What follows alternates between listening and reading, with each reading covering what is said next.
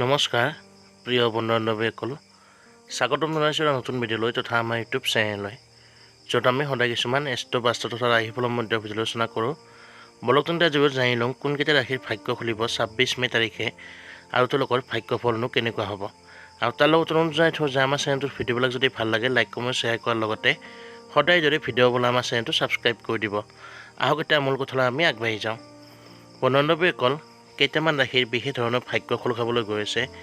তেওঁলোকৰ ভাগ্য আচৰিত ধৰণে সুপ্ৰসন্ন হ'ব। তেওঁলোকৰ ভাগ্য যথেষ্ট উন্নতি কৰিব। জীৱনত তেওঁলোকে আগবাঢ়ি যাব পাৰিব, মনৰ ইচ্ছা পূৰণ হ'ব, দশ দিশে উন্নতি কৰিব। চাব গ'লে তেওঁলোকৰ ভাগ্য আচৰিত ধৰণে সুপ্ৰসন্ন হ'ব। তেওঁলোকে যি কামত হাত দিব সফল হ'ব পাৰিব। ঘৰ সংসাৰত সুখ শান্তি ভাগ্য থাকিব, সদস্যৰ মাজত মিলাপ্ৰীতি ভাৱ থাকিব, দাম্পত্যত শুভ হ'ব, জীৱনমূলক সম্পৰ্ক মধুৰ হ'ব, প্ৰেম প্ৰণয় স্বাস্থ্য আদি আৰ্থিক অৱস্থা আদি উন্নত হ'ব।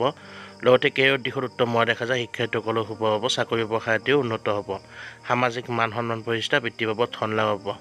মনে চাবলৈ গ'লে দশ দিশে তেওঁলোকে উন্নতি কৰিব। এই বিশেষভাৱে উন্নতি লাভ কৰা প্ৰধান ৰাশিকেইটা হৈছে মেষ, বৃষ, মিথুন, কৰ্কট আৰু সিংহ ৰাশি। বন্ধু-বান্ধৱীসকল এইকেইটা হৈছে প্ৰধান ৰাশি যিকেইটা ভাগ্য খুলিব বিশেষভাৱে 26 মে তাৰিখে আৰু লোক ভাগ্যৰূপে পৰিগণিত হ'ব। যদি ভিডিঅ'টো ভাল লাগিল লাইক কমেণ্ট শ্বেয়াৰ কৰাৰ লগতে তলত কমেণ্টত গৈ হৰ হৰ মহাদেৱ কমেণ্ট কৰিব নাপাহৰিব আৰু চেনেলটো ছাবস্ক্ৰাইব কৰি দিব এনে ধৰণৰ ভিডিঅ' সদায় পাই থাকিবলৈ। ধন্যবাদ।